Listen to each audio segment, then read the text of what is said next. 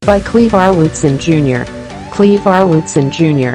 General assignment reporter covering national and breaking news. Email bio. Follow September 13 at 12 p.m. with a little over 50 days until Texas voters cast ballots. Incumbent send.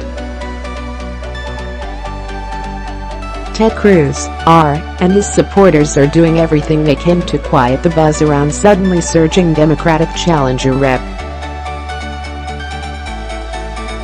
Beto O'Rourke.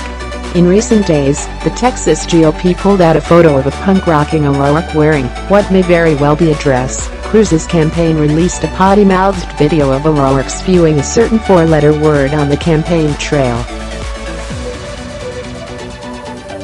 And a photo of O'Rourke's DUI arrest has been making the rounds, even though it is 2 decades old.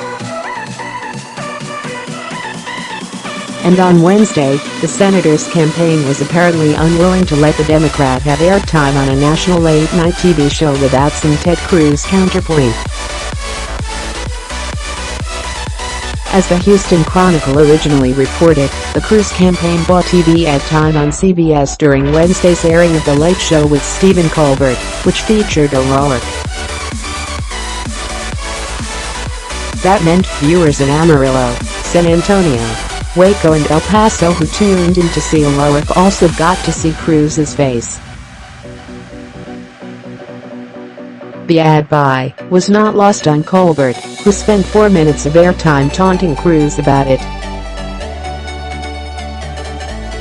Most heap ever, Stephen Colbert ponders what else Trump's doctors might say. Beto is running in Texas against incumbent senator, and man whose campaign staff is definitely watching this show right now, Ted Cruz, because it is close, which is scaring the Republicans, Colbert told his audience. Here's how scared Ted Cruz is of Beto O'Rourke. He bought ads on my show tonight to counter his interview. On the show, O'Rourke touched on some of negative advertisements, including the punk rock pictures. Stephen Colbert, Richard Shotwell and Vision AP, for the better part of 2 years, we wrote songs, put out our own records, toured the country, and it was the most amazing experience of my then young life, he said. 4 guys living in a Plymouth satellite. But he also touched